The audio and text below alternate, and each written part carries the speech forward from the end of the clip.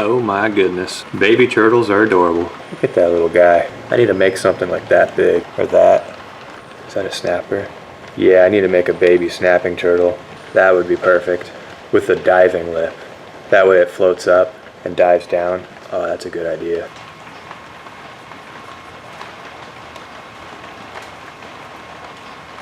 So I'm gonna go for 4 trebles on each corner to represent the legs. That way all I'm gonna have to carve out is the head, the shell, and the tail, but that's still gonna be some pretty complicated carving, really. I'll have to look at a good side angle and make sure I'm getting stuff like the curve of the shell and you know, like this little thing right here where the shell comes up, and then there's the shell, and then there's all the meaty part under it. I'll have to find another picture of under a turtle, make sure I'm doing that right.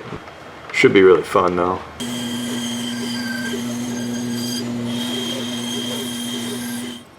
So this is the shape that I blocked out on the bandsaw. This is what I'm going to start with to carve this turtle out. It's already looking kind of cool. I made it so it looks up a little bit, and I'm going to put the lip off of that.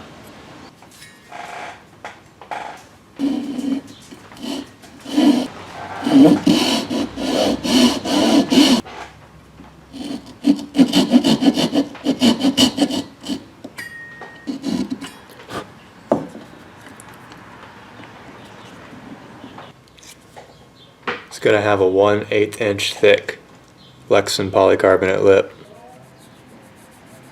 So that line is going to be the bottom of the shell. Now I'm going to draw a line that'll be the highest point on the top of the shell. It's going to be 2 lines. And then I'm just going to take material off right there and right there. I'm not going to do a straight cut though. It's going to be kind of curved from that line to that line, I think.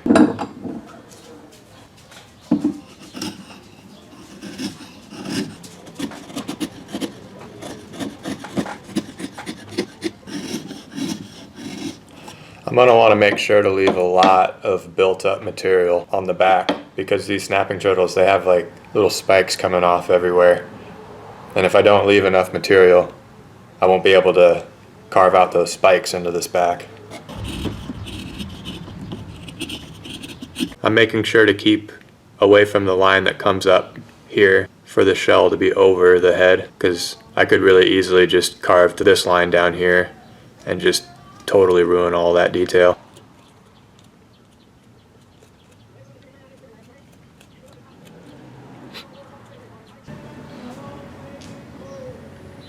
I'm scoping out pictures of snapping turtles to get an idea of how to carve the underside of this little baby turtle. I kind of have the idea that on all 4 corners of this turtle I'm going to leave little nubs like that for its legs, and the treble hooks are going to come off of those, and I'll try to incorporate something that makes sense into the carving so it, you know, there's no question that that's a stubby little leg. Other than that, it looks like the bellies are pretty straightforward on these turtles. I do want the side of the shell to have sort of an undercut or like a rim on the outside, because that's what turtles have. It's going good so far though.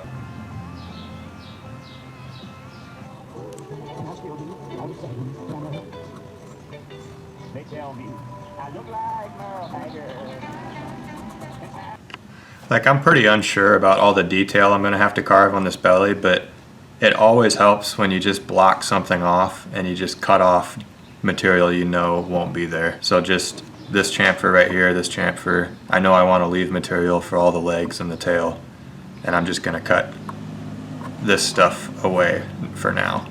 Then I'll come back and try to make more sense of it all.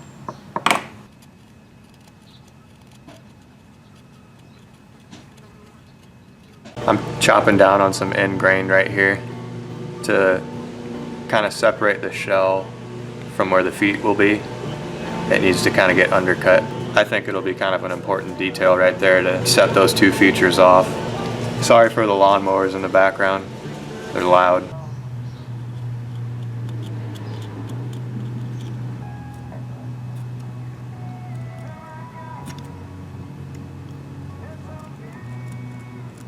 Trying to define the shell a little bit more.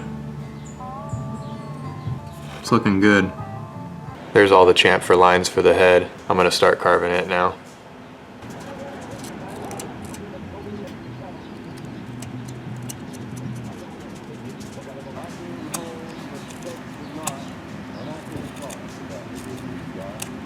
So I've got these itsy bitsy eyes for this baby turtle, but I don't have a Forstner bit small enough to drill out an eye socket that size. So I'm gonna have to kind of stick one on, draw a line around it, and carve it out. This bait already looks adorable.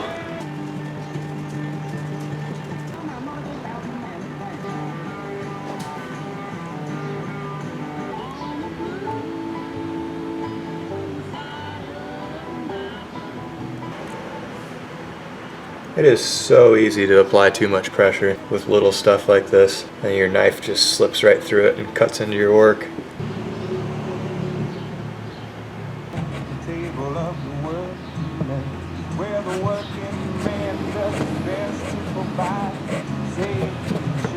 Here's where I'm at so far.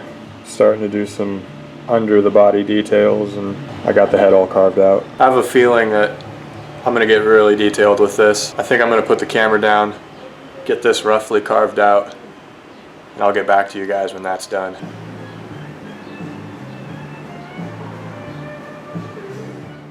And here it is. I got it roughly carved out. I got the head how I want it. I got the bottom how I want it. I just got a little bit of sanding to do on the head.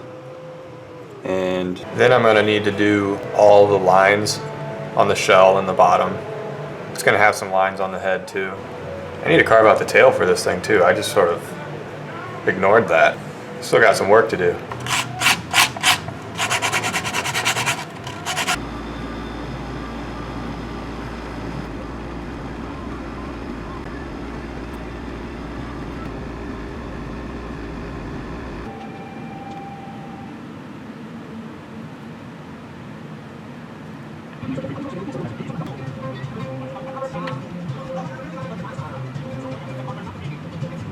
So the lines all over the shell on snapping turtles seem to be pretty rough and scraggly. So I just went over all of them with the pen, and I wasn't concerned at all about doing them evenly or neatly. I'm actually going to follow those lines as best I can with my knife when I make the scores to keep the rough look of that. The bellies of turtles were a lot more simple than I thought they'd be. It's just divided out pretty evenly down the middle, just segments like that.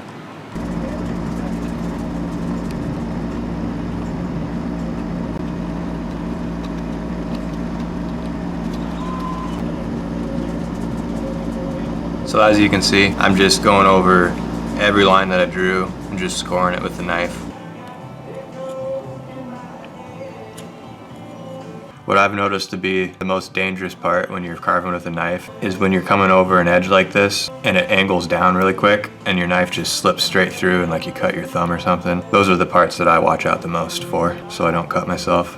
Every line is scored now, and now I'm just going back with my knife. I'm dishing out some spots that I want to be concave on this shell, like that. And then I'm going to come back and carve to some lines. Or actually, I'm going to come back and carve to all of the lines and remove more material. Yeah, I think that was a good step to take, to dish out that material. That already looks pretty good.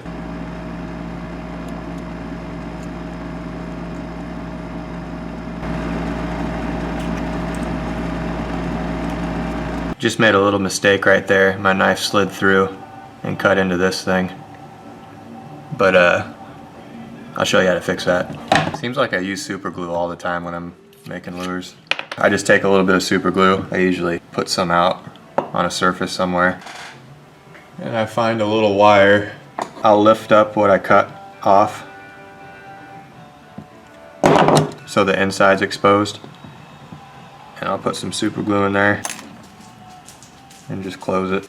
That way that material's glued back on. I might have to go back with the knife now once this is dry and score those lines again, but what I accidentally cut into is now completely secured back to the body. Oh, I just realized that's going to be right where I want to put the weight for this lure so it stays upright. It's right there, so I'm going to have to recarve all this after I put the lead in this bait. That's okay. Here's a once over of everything that I just carved. And this is all just with the knife. Now I can put the knife down.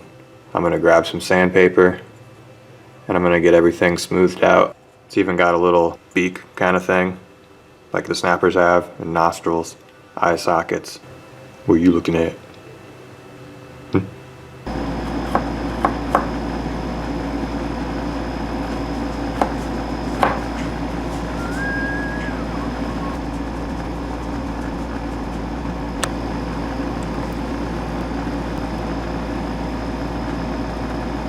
So tiny.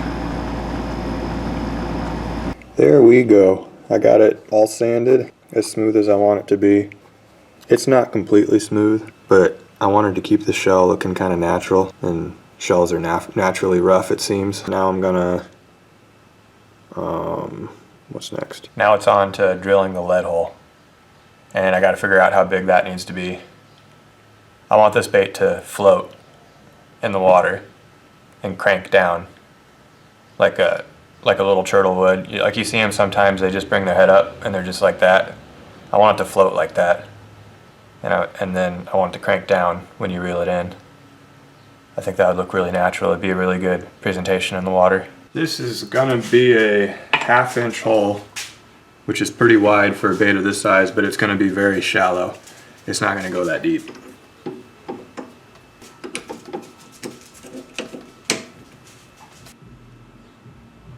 That looks really big.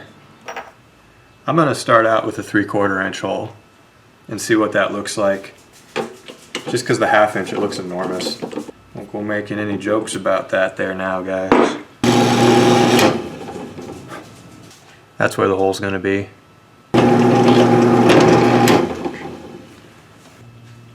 I'd say that's like 3/16 of an inch deep. I'm gonna fill that with lead and we'll see how it floats. But first I need to drill all of the pilot holes and seal the wood on this bait, so when I'm testing it in the tank it doesn't take on water and ruin the buoyancy of this bait. This is just eyeballing and marking where all the pilot holes will go.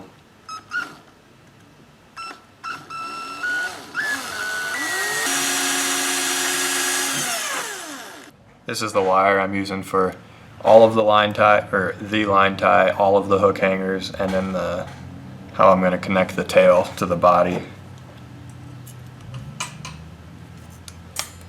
Need 7 pieces. This is just an Allen key of the right diameter that I want my line ties and hook hangers to be. Clamp it in my vise. And I'm going to twist the wire around that.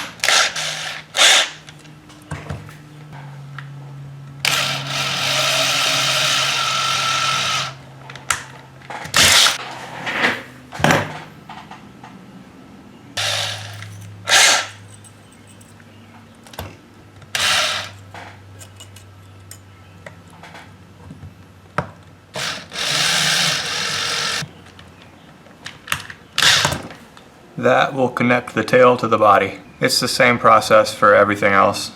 Just twist the wires up and then you got a little loop that you can connect whatever you need to connect to it. Look at that.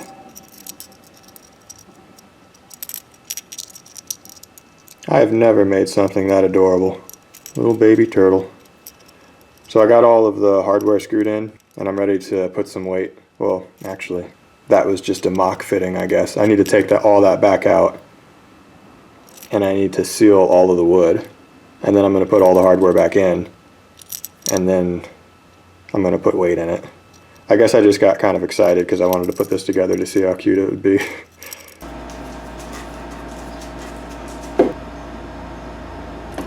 Oops, I double dipped it. I think this is the smallest piece I've ever treated as its own segment of a lure. It's tiny. It's going to get painted separately and clear coated separately. I'm gonna let that dry. I'm gonna let that dry for like 4 hours. I'll probably come back tonight, do some late night lure making, and put some lead in this turtle. Stuff dries faster than I thought. It's like an hour and a half later, it's still light out. I'm gonna be able to get some lead in this bait sooner than I thought. I'm gonna reinstall the hardware and get some hooks ready. Those are the hooks I'm gonna put on this bait and see how it floats. I could tell that the lead wasn't hot enough, so I had to take that out. I gotta wait for it to get hot enough to where it flows when it goes into the hole and spreads out all the way, or else I'm gonna have air pockets in that hole and it won't be completely filled with lead.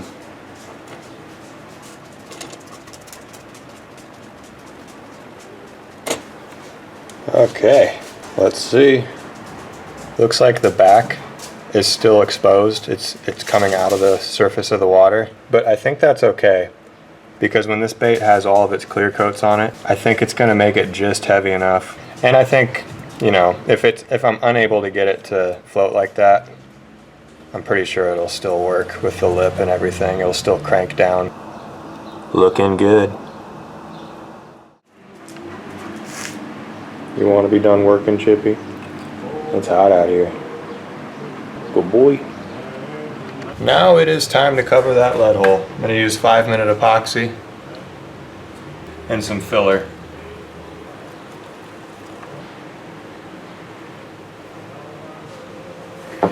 Perfect. Oh, and I got the lip ready for this bait.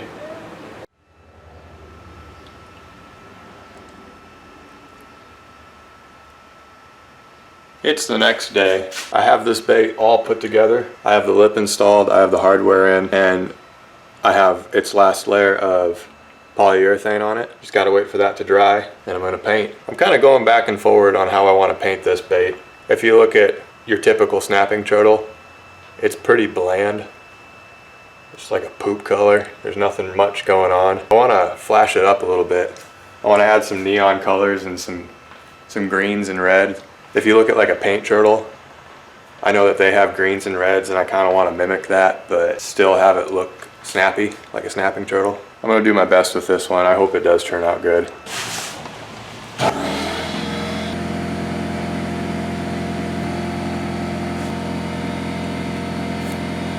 You know what color I'm going to start with.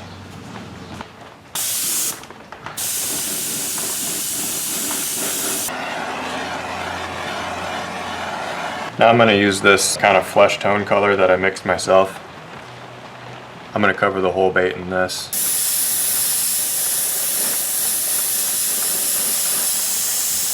I found this picture of a pretty cool looking snapper. I like how the shell has that dark to light fading. I'm going to try to do that on this bait. And I'm going to try to do that with a paintbrush. This might be kind of hard.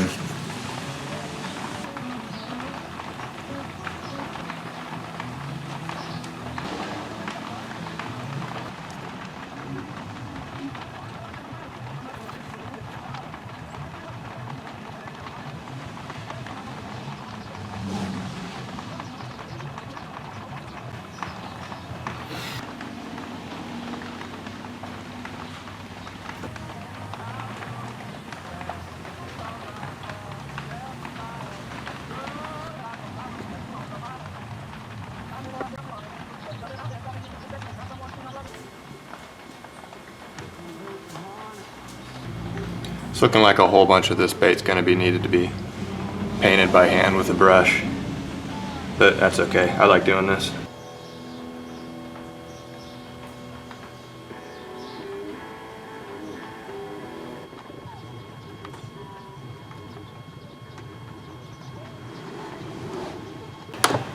That looks pretty turtle-like. We're getting there.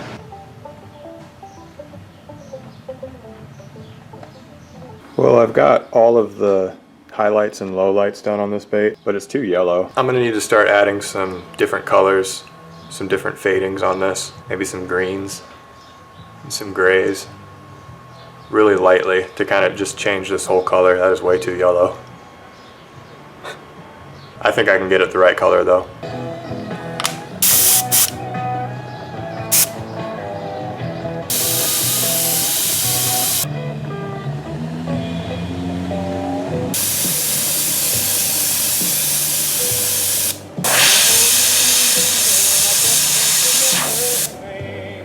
There it is. I've got it about how I want it. I kept the colors bright. I wanted kind of a green going down the middle.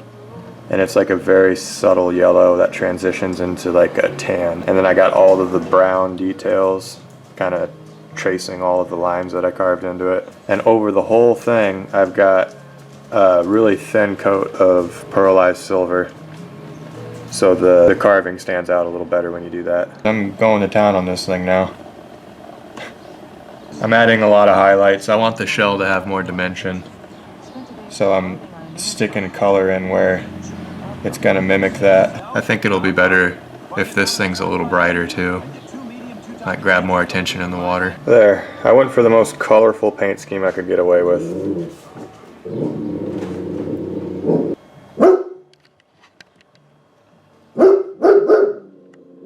Wanted to put a little bit of neon on it. I even put a little bit of red detail on the head and around the eye. I like it now. I'm gonna put the clear coat on.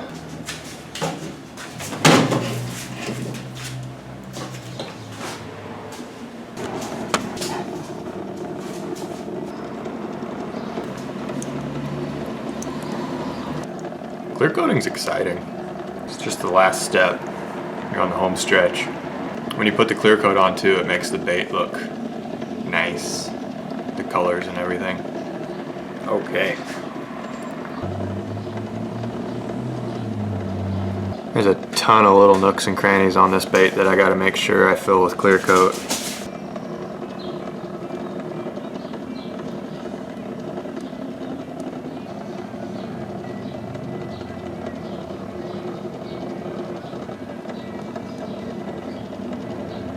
Gorgeous.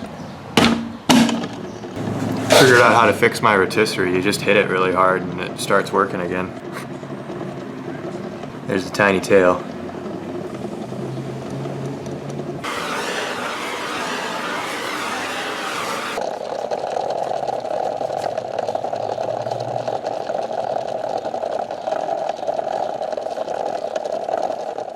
Every bait that I make, I give away on my Patreon page. Every dollar pledged is a chance to win every bait that I made that month, is how it works. So if you want a chance to win this bait and every other bait that I made this month, go support the channel on the Patreon page. It really is a big help, and so I'm glad I can give baits away to you guys. And still, if you're not a Patreon, thank you for watching. All right, let's see how this bait works. Ooh, wobbly. It dives down fast, floats up to the surface. I wasn't able to get just the head to float. The shell floats too on the back, but it seems like it's working good. It does what I wanted it to do. Dive down, float up, dive down, float up. I like it.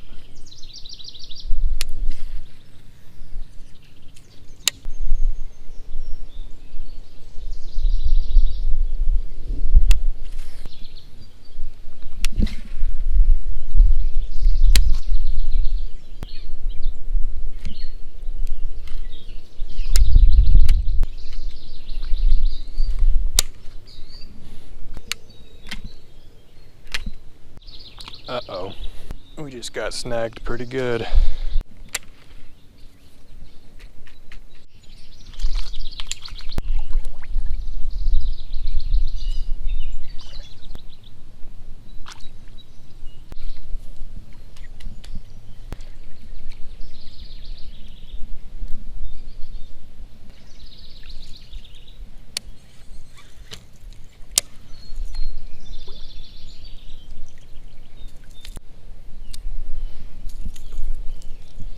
That was close. I still have to get out of here.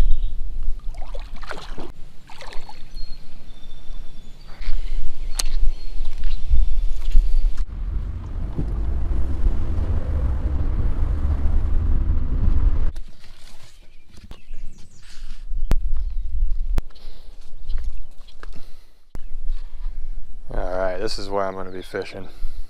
I have a little map of this lake at home.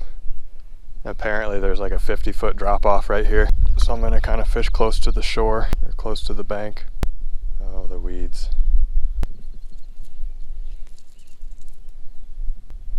Turtles can have moss on them though, so maybe it's not that big of a deal. Ooh. Something hit it as soon as it hit the water. Wonder what that was. Hope you guys are angled right. I don't have my other camera. It ran out of batteries. I had a follower right there. These bass are finicky.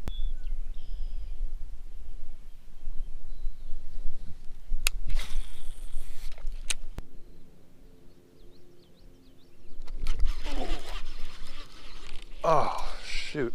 Something hit it. Dang.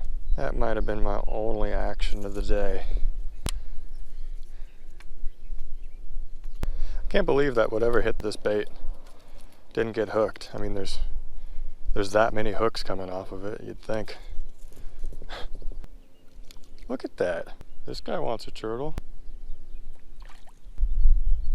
There's a big water snake.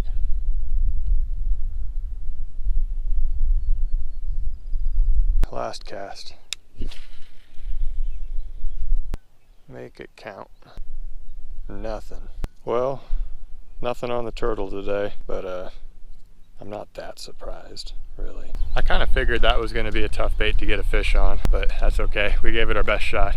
Got a few follows on it, a little bit of nibbles, but I think those were just bluegill, some sort of bluegill hybrid. Getting mad at it. If you guys have any ideas of other baits that I should make that are different and odd like this, let me know. I really do appreciate all the ideas you guys have been giving me. I'll have to make something with a little more fish catching potential next. But yeah, on to the next bait.